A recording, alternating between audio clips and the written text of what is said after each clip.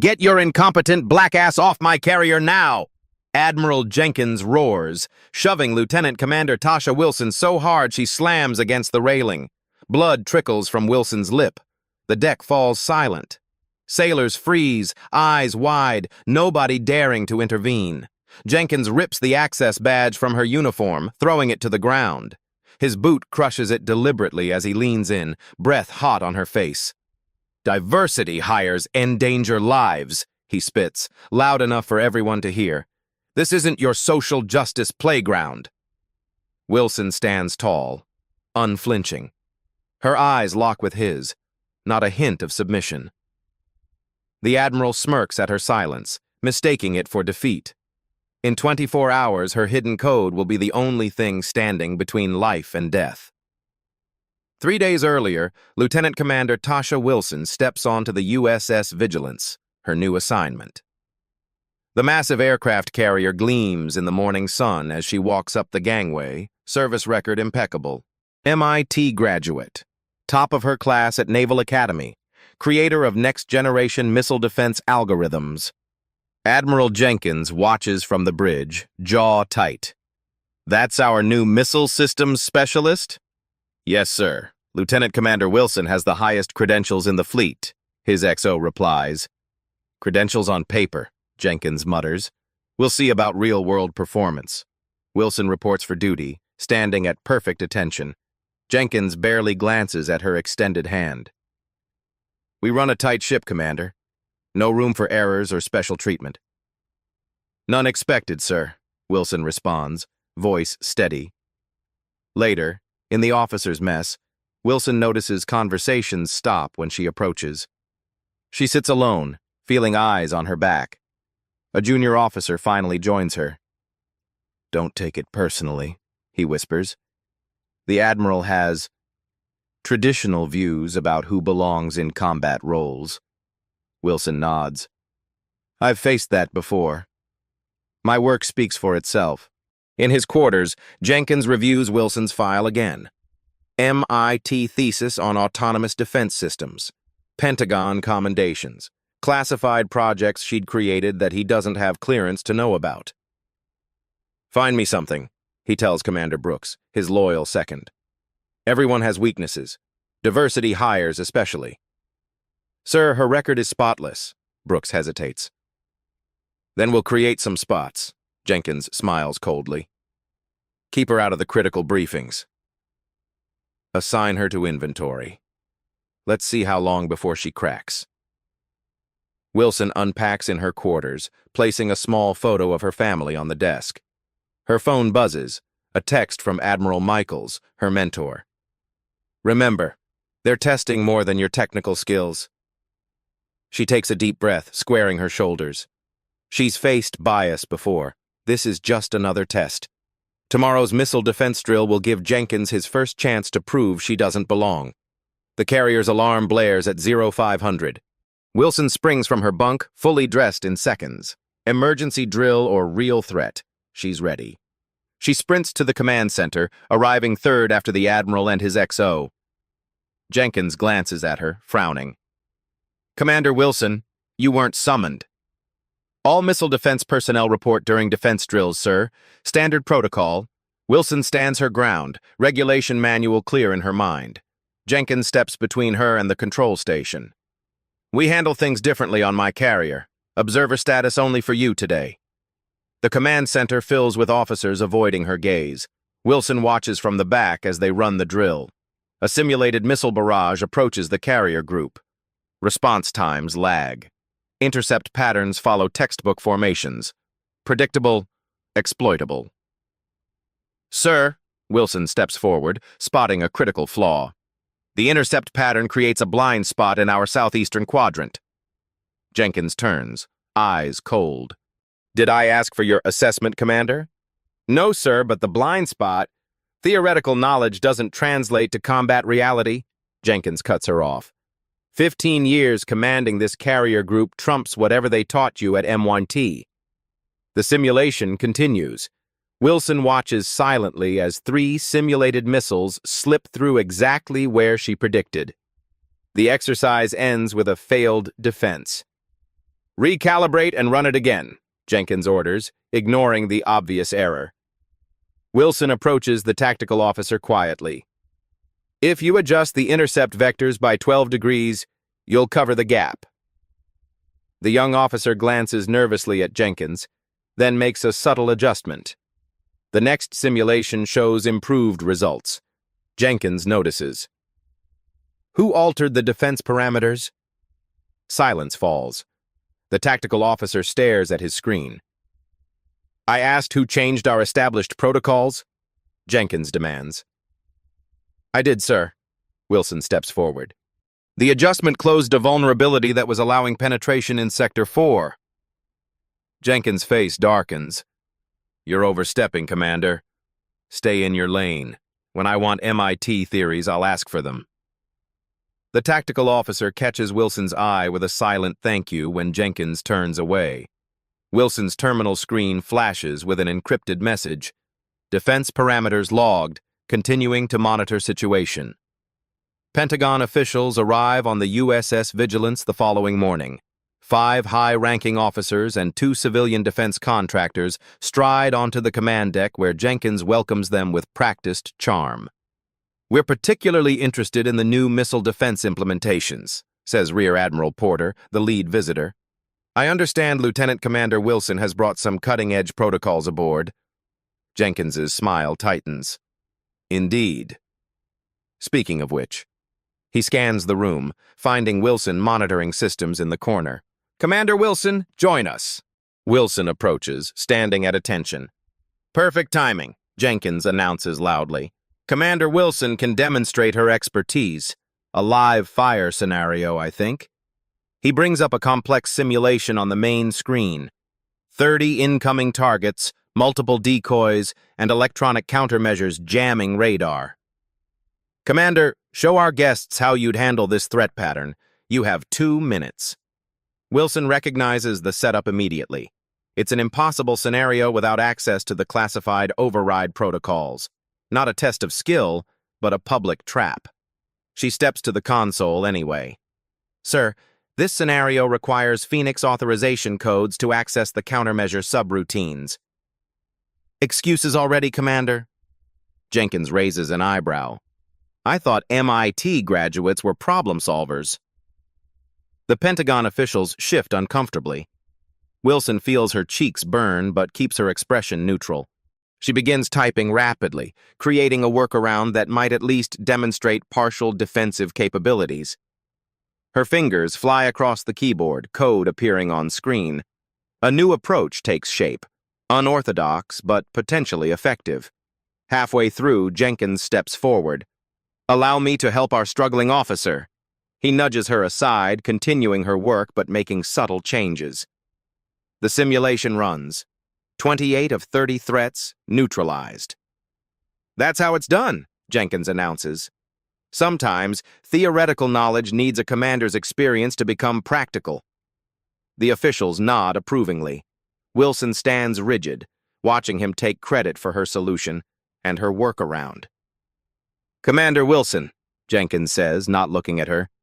Perhaps you could make yourself useful and see if our guests would like refreshments while we discuss actual combat strategies. A civilian contractor, Dr. Harris from Northrop Grumman, watches Wilson carefully. While others congratulate Jenkins, she notices Harris photographing Wilson's original calculations on the discarded notepad. Coffee would be excellent, Commander, Harris says kindly, making deliberate eye contact. And perhaps you could tell me later about your thesis on adaptive response algorithms. I found it illuminating. Wilson fetches coffee while Jenkins leads the group through more simulations, each building on her stolen work. She serves them silently, a decorated officer reduced to waitstaff. As she places a cup before Dr. Harris, the contractor slips her a card. My direct line, she whispers. That was brilliant code you started.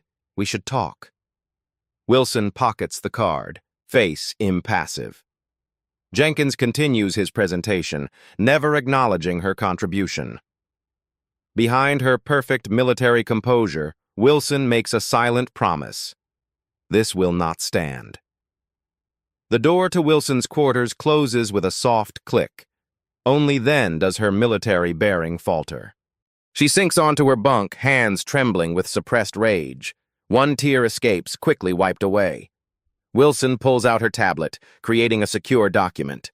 She types methodically, recording today's events in clinical detail. Time, location, witnesses, exact quotes. She adds it to a growing file, Jenkins's pattern of behavior meticulously documented. Her phone buzzes.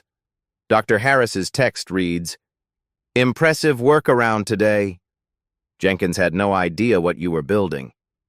Wilson hesitates, then initiates a secure video call to retired Admiral Michaels, her longtime mentor. "It's worse than I expected," Wilson says when Michaels's face appears. "Jenkins is deliberately sabotaging me. Today he set me up to fail in front of Pentagon officials." Michaels listens, her gray hair pulled back tightly, eyes sharp. "Document everything. Forward copies to secure storage off-ship." "I am." "But he's endangering the carrier with his ego. He modified my defense protocols without understanding the underlying architecture." "That's exactly why you're there," Michaels says carefully. "Keep your head down. Remember the mission parameters." Wilson nods, understanding the subtext. "How long before—" "Soon." "You're not alone in this, Tasha. More eyes are watching than you know." The call ends. Wilson stares at the blank screen, resolving that Jenkins will not break her. Too much depends on her presence on this ship. Meanwhile, Jenkins sits with Commander Brooks in his private office. "Find me grounds for transfer," Jenkins orders. "Performance issues, insubordination, anything." Brooks shifts uncomfortably. "Sir, she's actually performing exceptionally despite the obstacles. The tactical officers are already incorporating her suggestions when you're not looking." Jenkins slams his hand on the desk. "She's disrupting chain of command. My officers follow my protocols, not some theoretical garbage from a diversity hire." "Yes, sir." Brooks hesitates. "There's something else. I tried accessing her complete service record. Parts are classified beyond our clearance." Jenkins frowns. "What parts?" "Her work before the Vigilance. Something called Project Aegis. Even the name is mostly redacted." Back in her quarters, Wilson receives an encrypted message on her secure tablet. "Eyes on Vigilance. Continue mission. Documentation received. Authorization. Phoenix remains dormant until necessary." Wilson's breath catches. Phoenix authorization, the highest defense override codes in the Navy, mentioned in her confrontation with Jenkins earlier. Someone very high up is monitoring the situation. She opens her laptop, submitting her latest missile defense code update through the secure channel. Moments later, confirmation appears. "Update verified. Flagged for Pentagon review. Maintain cover." Wilson closes the laptop, resolve hardening. She didn't just write defense code. She architected the entire next-generation system. A system Jenkins is now compromising with his ignorant modifications. While Wilson prepares for bed, Jenkins accesses her security clearance file and clicks Downgrade. Morning briefing. Officers gather around the tactical table as intelligence reports come in. Satellite imagery shows unusual movement from a potentially hostile fleet near contested waters. Wilson arrives precisely on time, but Jenkins blocks her path. "Classified briefing, Commander. Your clearance level is insufficient." Wilson maintains her composure. "Sir, I checked the roster. This briefing is set at Alpha 7 clearance. My level is Alpha 9. "Was Alpha 9, Jenkins corrects, smiling thinly. "Personnel under performance review receive automatic security downgrades. Standard procedure. Officers avert their eyes as Wilson processes this information. Her clearance downgraded without notification or cause. I've received no performance review notification, sir. It's in process. Now, if you'll excuse us." Jenkins dismisses her with a wave. Wilson exits, back straight, feeling stares on her retreating form. In the corridor, she pulls up her personnel file on her tablet. Multiple performance flags appear, all filed by Jenkins in the past 48 hours. Fabricated incidents, exaggerated errors, twisted versions of their interactions. Meanwhile, in the briefing room, Jenkins outlines the developing situation. Intelligence suggests possible missile tests in our observation zone, nothing our standard protocols can't handle. The tactical officer clears his throat nervously. Sir, the satellite readings show anomalies in their radar signatures. Standard protocols might not... Are you questioning my assessment, Lieutenant? Jenkins cuts him off. No, sir. 2 hours later, Ensign Parker finds Wilson in the mess hall. Commander, I thought you should see this. He slides a data chip across the table. From the briefing, Wilson raises an eyebrow. That's classified material, Ensign. Yes, ma'am. But the anomalies they're seeing, they match exactly what your paper predicted in the MIT journal last year. The Admiral dismissed it, but... Wilson reviews the data, alarm growing. The radar signatures show precisely the pattern she'd identified as the precursor to a new type of stealth missile deployment. Her tablet pings with an encrypted message. Jenkins modified your defense code implementation. Vulnerability created. Possible intel breach. Wilson's blood runs cold.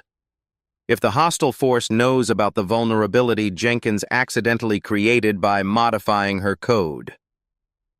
The radar screens in Wilson's quarters begin showing anomalies that match her worst-case scenario predictions. Lieutenant Commander Wilson, report to Hangar Deck B for inventory duty. The order comes through Wilson's comm unit as she analyzes the radar anomalies. Critical defense readiness exercises are scheduled to begin in 30 minutes, yet she's being assigned to count spare parts. Wilson reports as ordered. Commander Brooks hands her a tablet. Full inventory verification. Admiral's orders. Sir, with respect, the defense readiness exercise... Are you refusing an order, Commander? Brooks interrupts, though his eyes show discomfort. Wilson takes the tablet. No, sir. She attacks the inventory with ruthless efficiency, counting and cataloging faster than humanly possible. What should take hours, she completes in 45 minutes. Meanwhile, on the command deck, the defense exercise begins. Jenkins watches officers scramble to implement his modified protocols as simulated enemy missiles approach. Intercept failing in sectors 3 and 7, the tactical officer reports. Recalibrate the response vectors, Jenkins orders. Sir, the system won't accept the commands. It's rejecting the override codes. Jenkins slams his fist on the console. That's impossible. Use the secondary protocols. Chaos erupts as the exercise spirals into failure. Simulated missiles breach their defenses from multiple vectors. Wilson returns to the command deck as the exercise concludes. Officers look defeated, terminals showing massive casualties had this been real. What happened? She asks a junior officer. Complete system failure. The defense algorithms rejected manual overrides. Jenkins spots her. Wilson! Did you sabotage this exercise? The accusation rings across the deck. All eyes turn to her. No, sir. I was conducting inventory as ordered. Then explain why the exact portions of code you worked on failed spectacularly. I'd need to see the system logs, sir. Convenient excuse. You're confined to quarters pending investigation. In her quarters, Wilson receives another encrypted message. Jenkins modified your authentication protocols, created backdoor vulnerability. Hostile forces have obtained access, not drill. Actual threat imminent. Attached files show evidence that the same hostile fleet monitored by intelligence has somehow accessed the carrier's defense vulnerabilities, the exact ones created when Jenkins modified her code. Wilson attempts to warn the command deck but finds her communications restricted. She accesses a hidden terminal in her quarters, bypassing the lockdown to view real-time fleet movements. What she sees confirms her worst fears. The hostile vessels are positioning exactly where the carrier's defenses are now weakest. Wilson must choose between following orders and potentially watching thousands die. Red alert klaxons blare throughout the USS Vigilance. Wilson's door remains locked from the outside, confined to quarters while actual danger approaches. On the command deck, chaos reigns. Hostile vessels confirmed. Missile launch signatures detected, the radar officer announces, voice tight with tension. Battle stations. All hands, Jenkins orders. Initiate defense protocols Alpha 3. Sir, that protocol won't work against these signatures, the tactical officer warns. Implement the protocol, Jenkins barks. Wilson hears the alert and makes her decision. Using maintenance codes memorized during her system design, she overrides her door lock and moves swiftly through the corridors. The mysterious ally messages again. Phoenix authorization standing by. Reach auxiliary command terminal. Wilson encounters 2 guards outside the command deck. Commander, you're restricted to quarters, one states firmly. The carrier is under actual attack. The defense systems are compromised. I have the solution, Wilson explains urgently. Orders are orders, ma'am. The deck shudders. A warning shot from the hostile vessels. Wilson calculates she has minutes before actual missiles strike. Inside the command center, screens show incoming threats multiplying. Why aren't the interceptors responding? Jenkins demands, as officers frantically type commands. System rejecting authentication, sir. The door slides open. Wilson enters despite the guards' protests.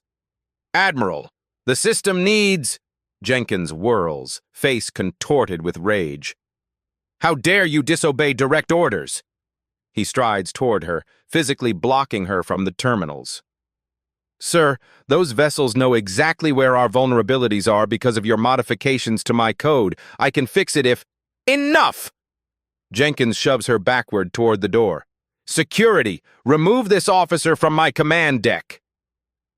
The crew watches in shocked silence as Jenkins physically pushes her. This is what happens when we prioritize diversity over competence, he announces to the room. A diversity experiment gone wrong. He shoves her again, harder. Wilson stumbles back against the bulkhead. Get your incompetent black ass off my carrier now! Jenkins roars, loud enough for everyone to hear. Wilson stands tall despite the assault. Sir, people will die. Security, escort Commander Wilson to the brig. Insubordination during battle. As guards approach, Wilson's tablet lights up with a final message. Phoenix authorized. Proceed to secondary command.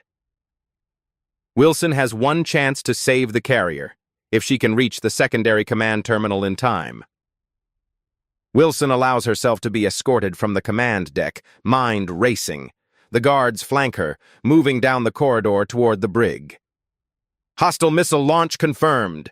The announcement echoes through the ship's comm system. Impact in 3 minutes. Officers, Wilson addresses her escorts calmly. You have 2 choices. Take me to the brig and likely die when those missiles hit, or escort me to secondary command where I can save this ship.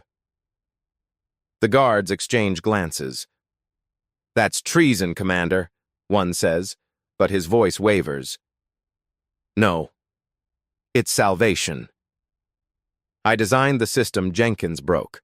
A moment of hesitation, then, Secondary command is this way, ma'am.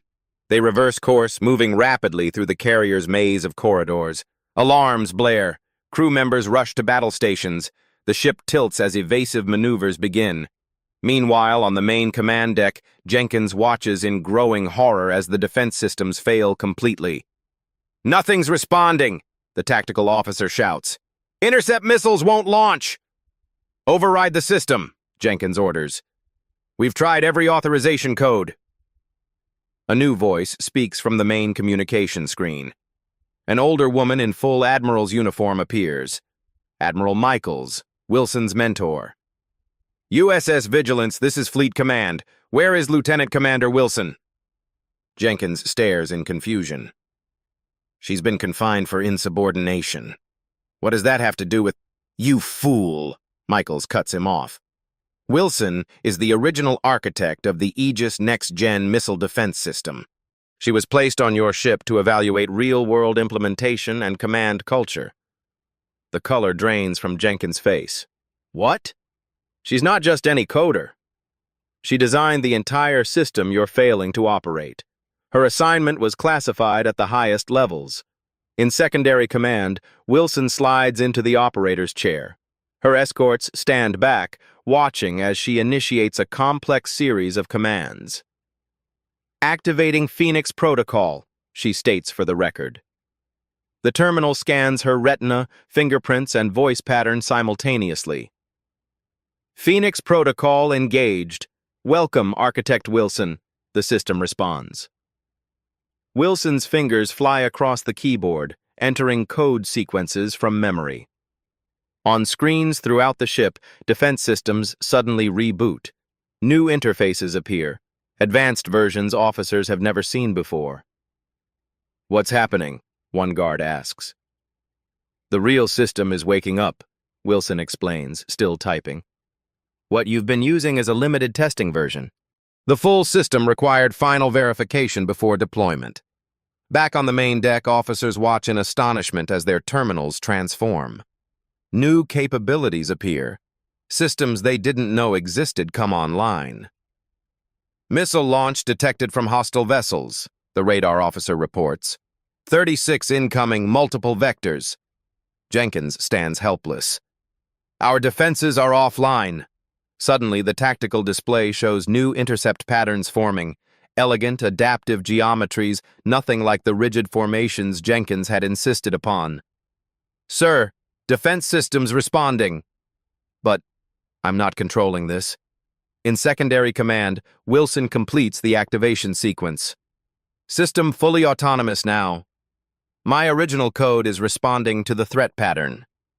On tactical displays throughout the ship, crew members watch in awe as interceptor missiles launch without manual commands. The defensive screen adapts in real time, creating impenetrable layers of protection.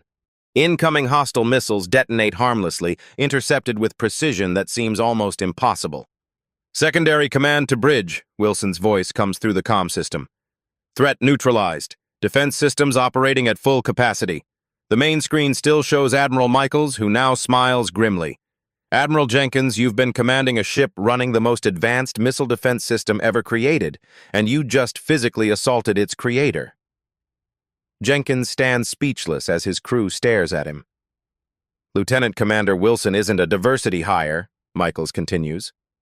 She's the head of Project Aegis, personally selected by the Chief of Naval Operations to evaluate both the technology implementation and command culture aboard the Vigilance. Wilson returns to the main command deck, escorted by her now respectful guards.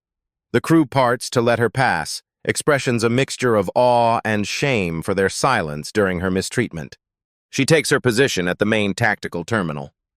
Full system diagnostic underway. No damage to core architecture despite unauthorized modifications. Jenkins finds his voice at last. You were spying on my command? Testing me? No, Admiral, Wilson replies without looking up from her work. I was evaluating whether the carrier environment could support next-generation defense implementations. The test wasn't about you, until you made it about me. Admiral Michaels speaks from the screen. Admiral Jenkins, you are hereby relieved of command pending full investigation. Commander Brooks will assume temporary command until further notice. The command deck falls silent as the implications sink in. The woman Jenkins had humiliated, degraded, and assaulted was not just any officer. She was among the most valuable military assets in the fleet. As Jenkins' insignia is removed, satellite feeds show the hostile vessels retreating. But this battle is far from over.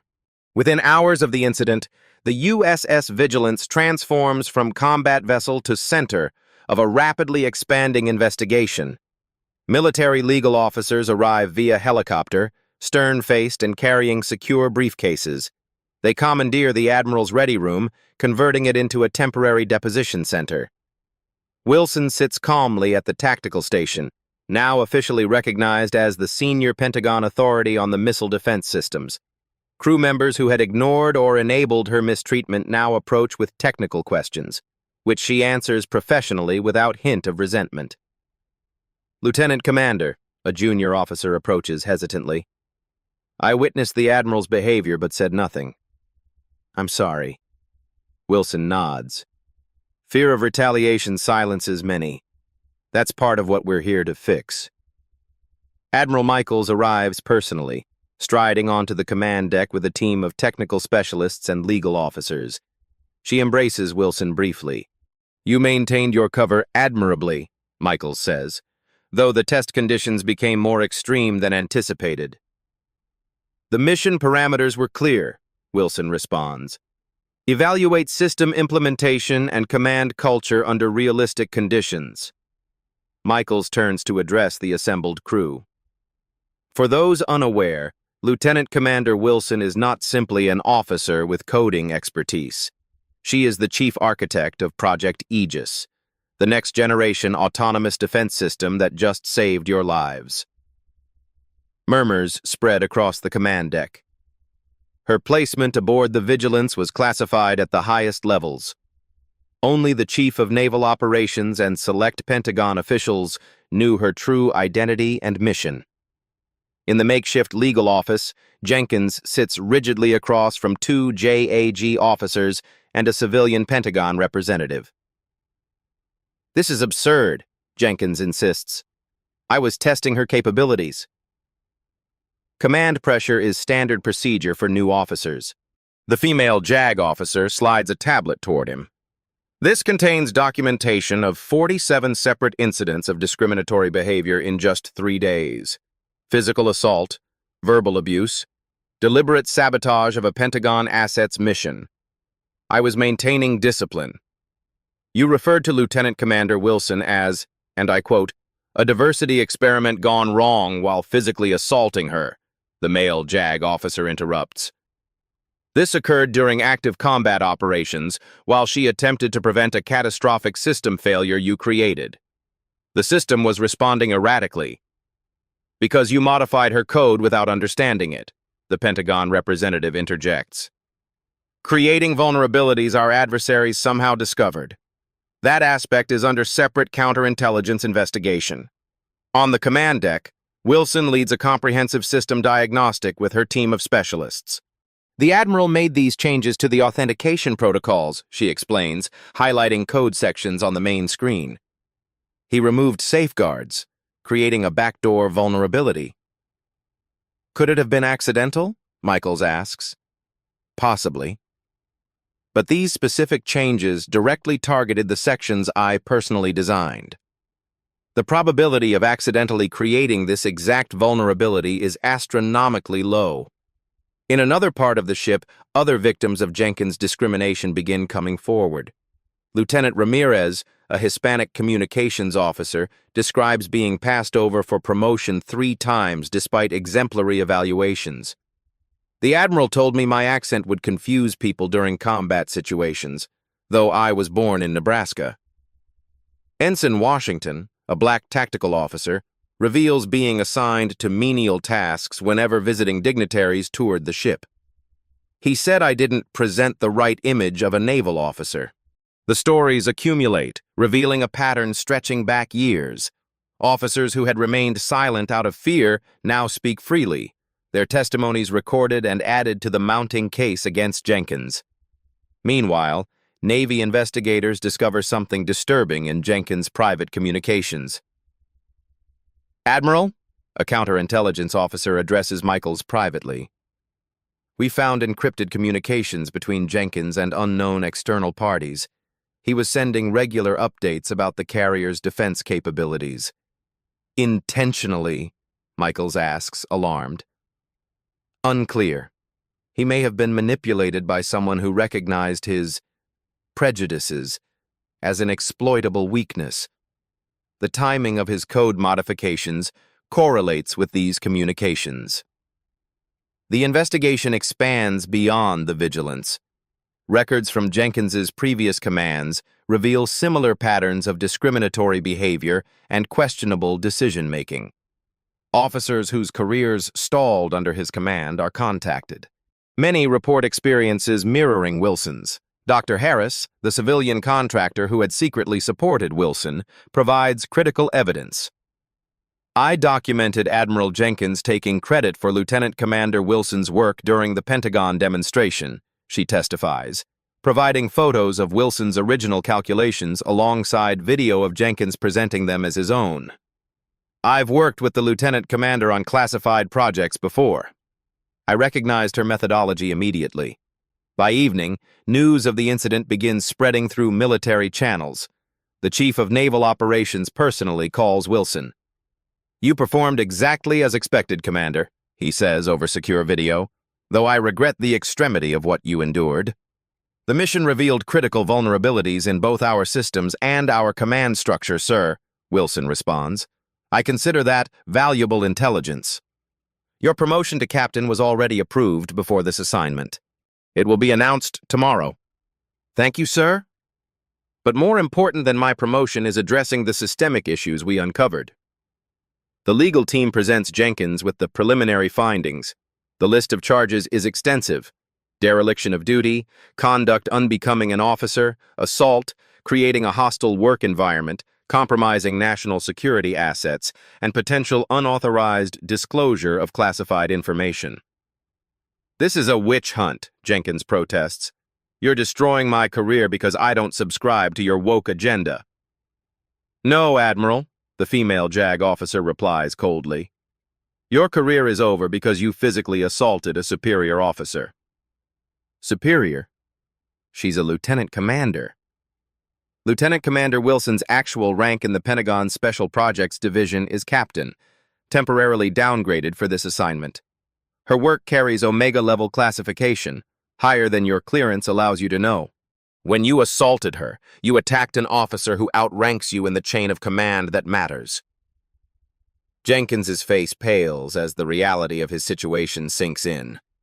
On the command deck, Wilson continues leading the system restoration, working tirelessly despite her ordeal. The crew watches her with new eyes, not just respect for her rank, but admiration for her composure under the discrimination she endured. Ensign Parker, the young officer who had secretly shared intelligence with Wilson, approaches her during a brief break. "Commander, I mean Captain, how did you stay so calm when he was treating you that way?" Wilson considers the question carefully. "Because the mission mattered more than my feelings. Lives depended on these systems working correctly. That's always the priority."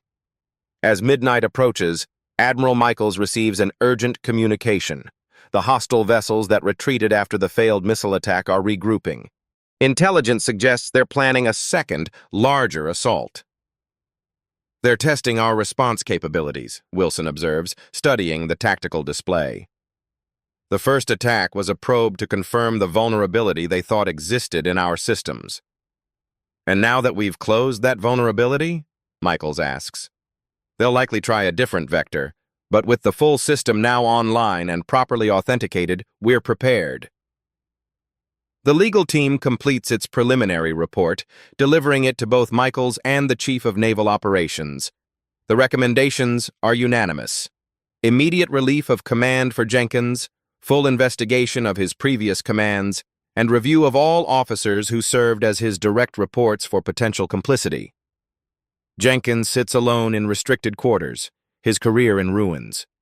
The magnitude of his miscalculation becomes clear as he reviews the evidence against him. Not only had he discriminated against and assaulted a decorated officer, but he had done so to the very person whose work was revolutionizing naval defense systems.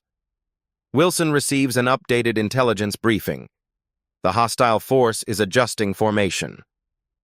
They didn't expect their first attack to fail so completely. They thought they had inside information about our vulnerabilities, Michaels notes. They did, Wilson confirms. Until we closed that door and activated protocols they didn't know existed. As dawn breaks, Wilson finally allows herself a moment of rest. In her quarters, she reviews the events that led to this point. The discrimination, the humiliation, the assault, all endured for the mission. Her tablet chimes with a message from Dr. Harris. Just heard the news about your real position. It was an honor to watch you work under such difficult circumstances. The restraint you showed was remarkable. Wilson types a simple reply. Sometimes the best way to change a system is from within. As Wilson finally rests, Jenkins receives his formal charges, unaware that the most damning evidence hasn't even been presented yet. 1 week later, Admiral Jenkins enters the formal military tribunal hearing room in full dress uniform, despite being stripped of command. His attorney, a veteran JAG officer, sits beside him with a resigned expression. Across the room, a panel of 5 flag officers presides. Military prosecutors arrange documents. Captain Wilson sits at a separate table, composed in her newly authorized rank insignia. This tribunal is now in session, announces Admiral Forrester, the senior presiding officer. The charges against Rear Admiral James Jenkins are extensive and serious. The prosecutor rises. The United States Navy presents evidence of systematic discrimination, physical assault of a superior officer, deliberate sabotage of critical defense systems, and potential collusion with hostile forces. Jenkins's attorney attempts to frame the events as misunderstandings. My client's actions, while perhaps lacking in tact, were motivated by legitimate concerns about chain of command and proper protocol. This defense crumbles as the prosecutors methodically present their case. Video footage from the carrier's security system shows Jenkins physically shoving Wilson during the missile crisis. Admiral Jenkins explicitly referenced Captain Wilson's race during this assault, the prosecutor notes, stating, and I quote, "Get your incompetent black ass off my carrier." Former subordinates testify one after another. Lieutenant Commander Ramirez describes being removed from translation duties despite being the only fluent speaker. Admiral Jenkins said my accent would confuse people, though I was born and raised in Nebraska. Ensign Washington recounts being hidden during V-1P tours. The Admiral said I didn't present the right image of a naval officer. Dr. Harris presents her evidence of Jenkins taking credit for Wilson's work. He deliberately presented her innovations as his own after physically removing her from the briefing. Jenkins shifts uncomfortably as the pattern becomes undeniable. His attorney attempts damage control. My client acknowledges communication failures but rejects any accusation of racial bias. Objection, the prosecutor responds. The Admiral's own words, captured on multiple recording devices, explicitly referenced Captain Wilson's race during his assault. Jenkins finally speaks up. The military isn't a social justice playground. Standards are being lowered to accommodate diversity quotas. My actions were about maintaining combat readiness. The room falls silent at this outburst. Admiral Forrester leans forward. Are you suggesting Captain Wilson, the architect of our most advanced defense system, who saved your carrier when you couldn't, was underqualified? Jenkins falters. Times are changing too fast. Traditional command structures are being undermined by political correctness and— That's enough, Forrester interrupts. Your objection is to the changing military culture, not to any performance issues with Captain Wilson. The final blow comes when counterintelligence officers present their findings. Admiral Jenkins made unauthorized modifications to classified defense code, the lead investigator testifies. These modifications created vulnerabilities that were somehow discovered by hostile forces within hours. Our investigation found encrypted communications between the Admiral's personal device and unknown external servers, transmitting information about these modifications. Jenkins pales. I never intentionally— Whether intentional or not, the investigator continues, the Admiral's prejudice made him susceptible to manipulation. Someone identified his bias as an exploitable weakness and used it against him and the United States Navy. Captain Wilson's testimony is delivered with professional detachment. She describes the discrimination factually, without emotion. She explains the technical implications of Jenkins' code modifications with precision. She never once attacks his character or expresses personal resentment. Her composure makes the Admiral's behavior appear even more irrational by contrast. The tribunal deliberates for less than 2 hours. Jenkins stands at attention as Admiral Forrester delivers the verdict. This tribunal finds Admiral James Jenkins guilty on all counts. You are hereby dishonorably discharged from the United States Navy, stripped of rank and pension. Your case is referred to federal prosecutors for potential criminal charges related to the security breaches your actions facilitated. Jenkins' shoulders slump as his insignia is removed. 28 years of service ended in disgrace. As he's escorted out, he passes Wilson. "This is what's wrong with the modern military," he mutters. Wilson meets his gaze calmly. "No, Admiral. What's wrong was a commander who valued his prejudice over the lives of his crew." From the gallery, younger officers watch as Jenkins exits, particularly women and people of color who had served under his command. Their expressions show not celebration, but solemn vindication. As Wilson accepts congratulations from colleagues, she notices several young black women officers watching with tears in their eyes. 3 months after the Jenkins tribunal, Captain Tasha Wilson stands at a podium in the Pentagon's main briefing room. Behind her, a digital display shows the new Wilson Standards, comprehensive anti-discrimination protocols being implemented across all military branches. These standards aren't just about preventing discrimination, Wilson explains to the assembled military leadership. They're about creating a culture where every service member's contributions are valued based on merit, not undermined by bias. The Chief of Naval Operations nods approvingly from the front row. Beside him sits Admiral Michaels, Wilson's longtime mentor. The Wilson Standards introduce several critical reforms: anonymous reporting channels for discrimination, regular command culture assessments, mandatory bias recognition training for officers, and clear consequences for violations at all ranks. We've already identified 28 command environments requiring immediate intervention, Wilson continues. The Jenkins incident wasn't isolated. It was symptomatic of broader issues we must address. Meanwhile, at Naval Academy and officer candidate school briefings across the country, Jenkins's case study becomes required learning. Instructors use security footage from the USS Vigilance to demonstrate how bias creates not just ethical failures, but critical security vulnerabilities. Admiral Jenkins' prejudice didn't just harm Captain Wilson, an Academy instructor tells cadets. It created an exploitable weakness that hostile forces identified and targeted. Discrimination isn't just wrong, it's a national security liability. At Defense Contractor Headquarters, Dr. Harris leads a boardroom discussion on new diversity initiatives. Captain Wilson's experience demonstrates what we lose when we allow bias to go unchallenged, she tells executives. Her innovations were nearly dismissed because of one commander's prejudice. How many other brilliant minds have we failed to recognize? The defense industry responds with substantial changes: blind review processes for technical innovations, diverse hiring panels, regular culture audits, mentorship programs for underrepresented groups. Back on the USS Vigilance, now under new command, Ensign Parker receives a commendation for moral courage.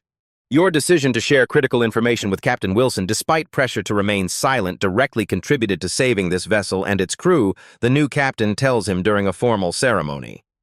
The young officer's actions inspire a new recognition program throughout the fleet, the Parker Integrity Award, for service members who demonstrate moral courage in challenging situations.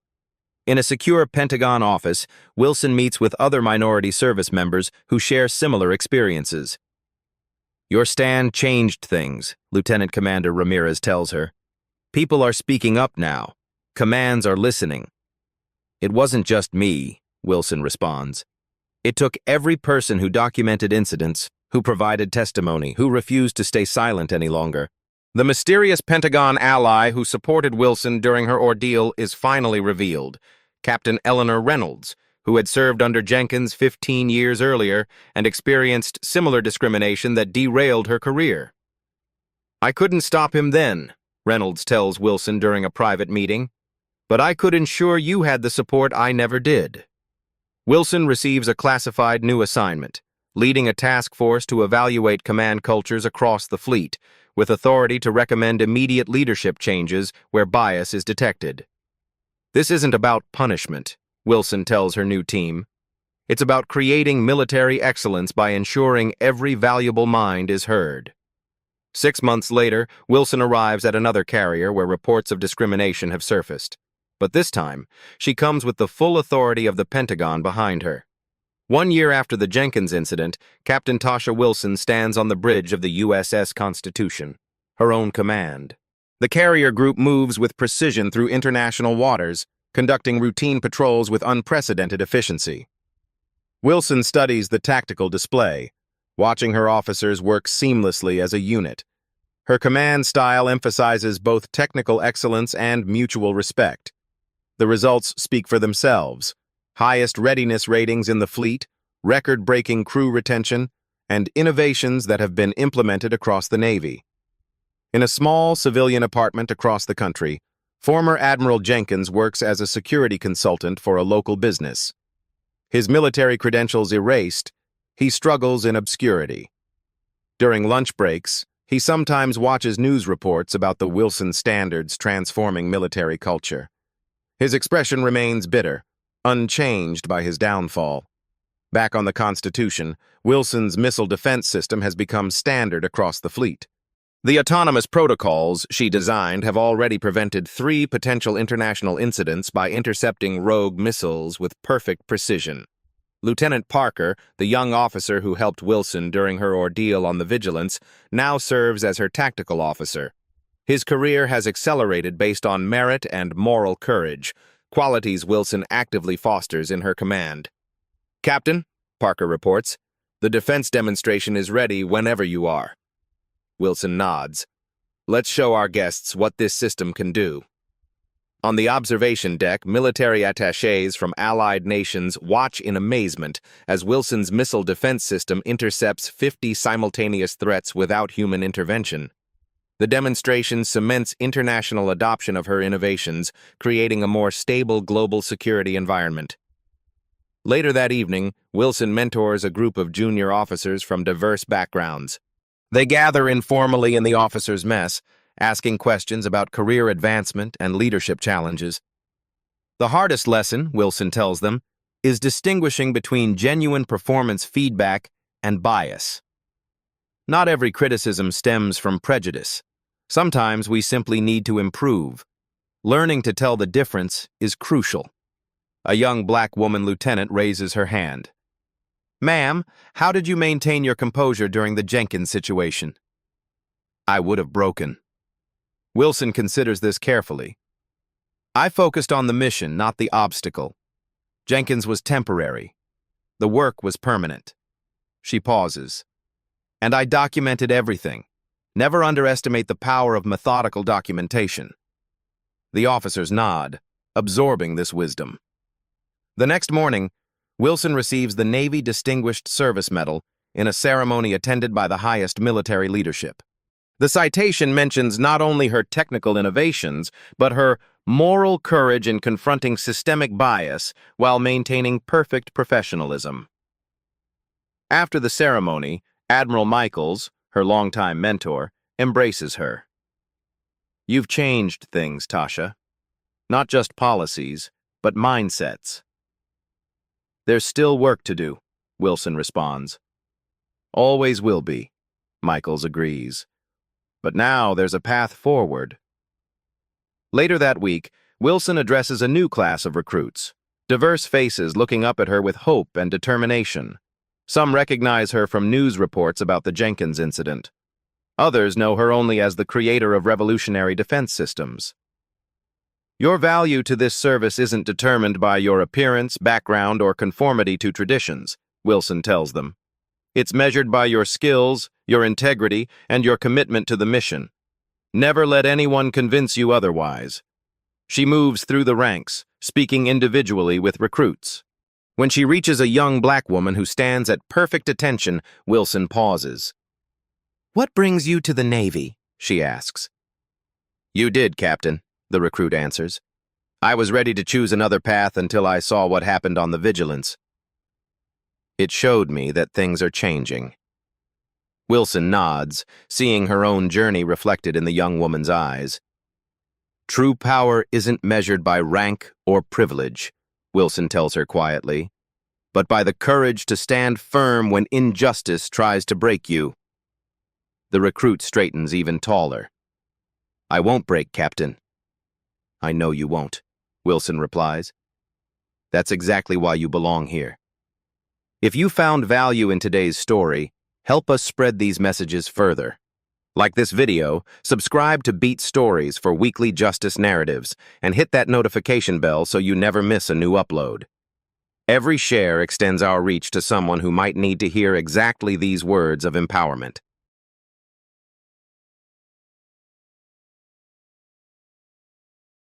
What happened today isn't just a story. It's a reminder. Silence protects systems, but courage rewrites them. At Beat Stories, we don't just watch change, we document it. Subscribe for more real stories that challenge power and amplify truth.